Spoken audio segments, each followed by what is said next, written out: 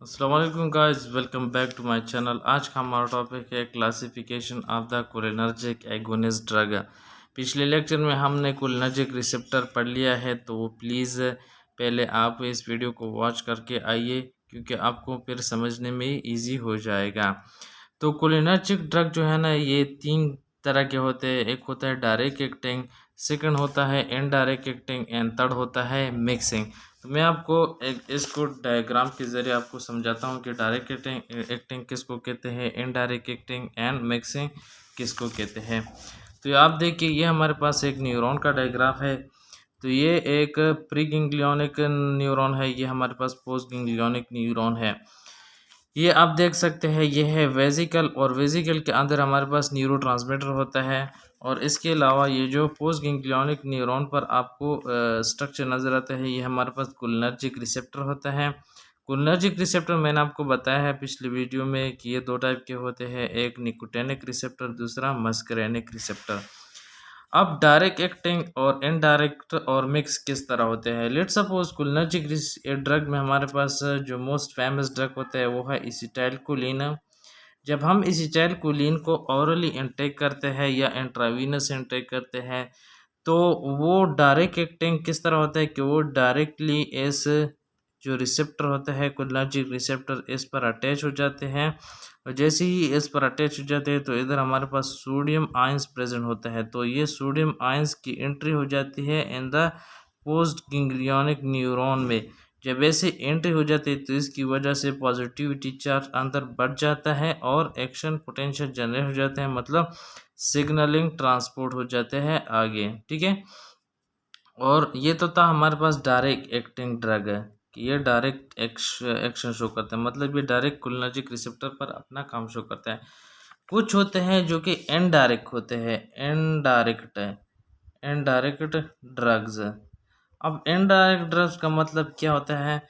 इधर हमारे पास ये आप देखते हैं, ये इधर हमारे पास एंजाइम होते हैं जिसको हम कहते हैं cholinesterase enzyme, cholinesterase enzyme. ये एंजाइम होता है जो कि क्या करता है, इधर हमारे पास जब कोलिन रिलीज हो जाता है, वंस कोलिन रिलीज, जब ये इस रिसेप्टर पर एक हो जाते हैं, इस रिसेप्टर पर, तो जब ये अपना एक्शन शो करता है, फिर ये जो एसिटाइलकोलिन है ये इस रिसेप्टर पर ये इस एंजाइम पर आ जाता है। और ये एंजाइम क्या करता है, इस एसिटाइलकोलिन को दो टुकड़ों में, मतलब एसिटाइलकोलिन की ब्रेकडाउन करता है। मतलब किस चीज़ में, एक तो एसिटाइल ग्रुप में इसको ब्रेक डाउन करता है एसिटाइल, दूसरा कोलिन।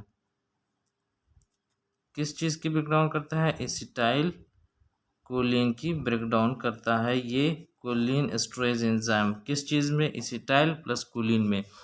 तो ये जो इनडायरेक्ट ड्रग होता है ये क्या करता है, ये सीधे आ जाता है, ये जो एंजाइम होते हैं ये इधर, ये जो एंजाइम होता है इसको ये ब्लॉक करता है इनडायरेक्ट ड्रग।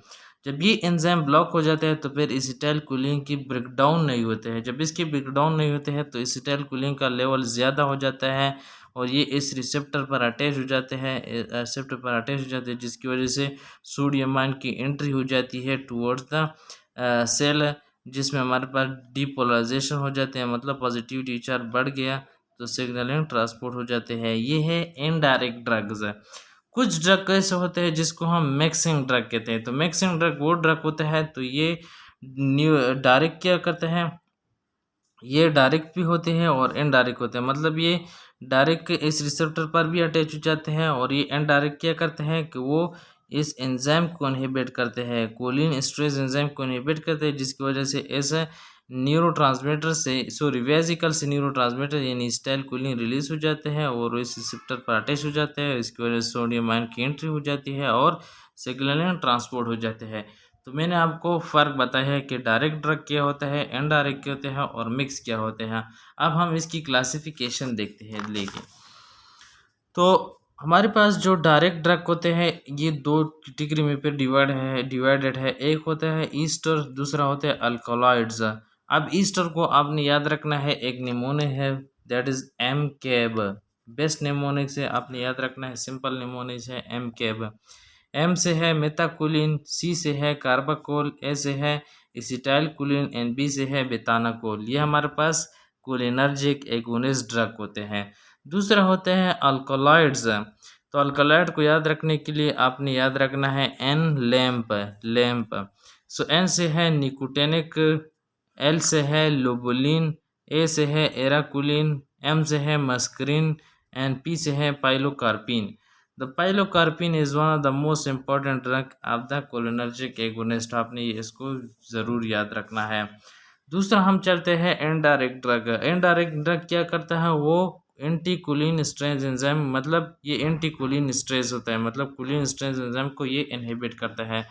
तो फिर इसकी फर्दर दो टाइप होते हैं, एक होते हैं रिवर्सिबल, दूसरा होते हैं इरिवर्सिबल।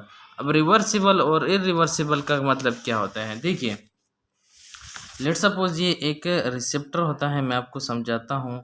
हम पहले रिवर्सिबल पढ़ते हैं। ये है एसिटाइलकोलिन। जब एसिटाइलकोलिन यानी ये एसिटाइलकोलिन ड्रग होता है, जब ये इस पर एक हो जाता है इस कोलिनर्जिक रिसेप्टर पर, तो ये कुछ टाइम बाद वापस इस रिसेप्टर से हट जाते हैं और ये रिसेप्टर फ्री हो जाते हैं, फ्री। ये तो होता है रिवर्सिबल।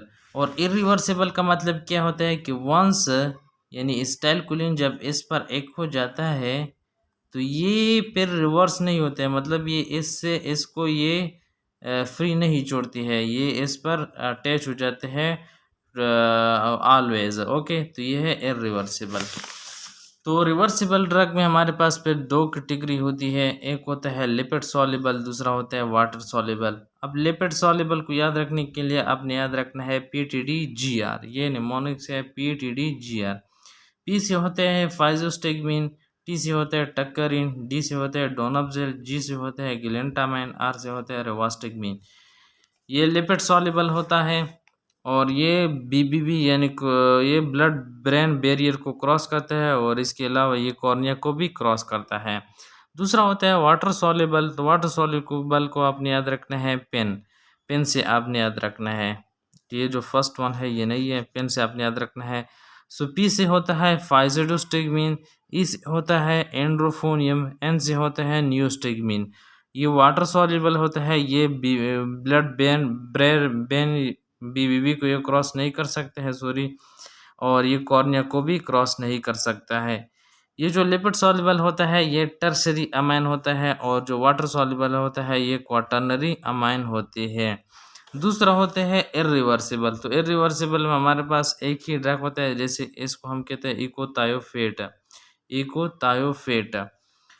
अब हम इस ड्रग का फिजियोलॉजिकल एक्ट पढ़ते हैं, मतलब कि ये जो एसिटाइलकोलिन है ये हमारे बॉडी में जनरली भी प्रेजेंट होता है, नेचुरली भी प्रेजेंट होता है। ये हमारे बॉडी में क्या क्या एक्शन शो करते हैं, तो मैंने पिछली वीडियो में आपको कोलिनर्जिक रिसेप्टर पढ़ाया है।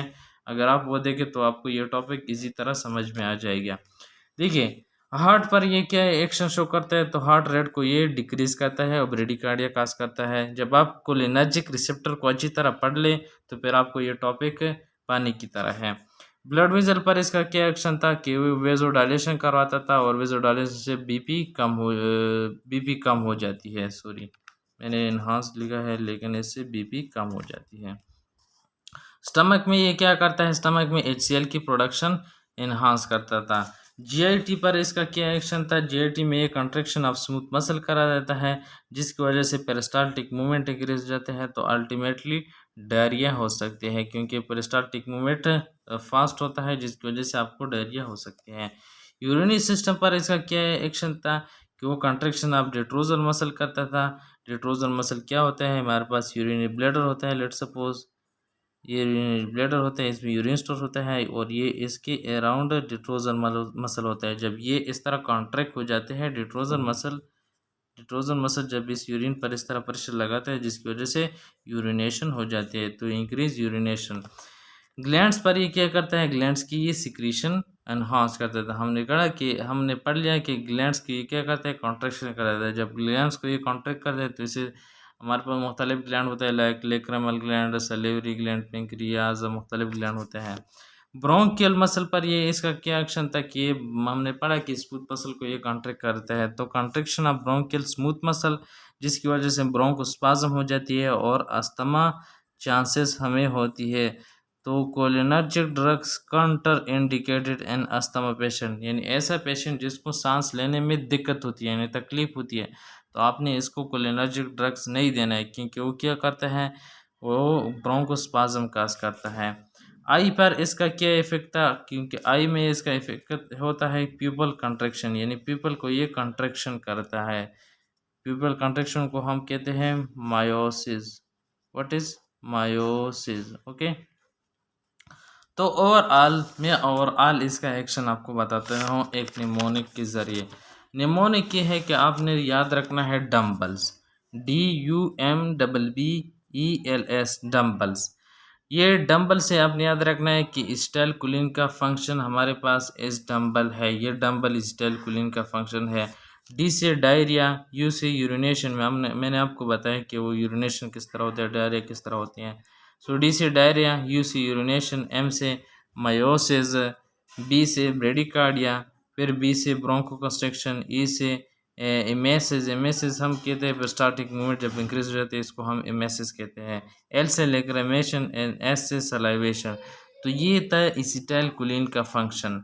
सो प्लीज़ मेरे चैनल को सब्सक्राइब करें and also share with your friend this video. इंशाल्लाह इसका थर्ड पार्ट भी आएगा इस कोलिनर्जिक ड्रग्स का। Thank you very much.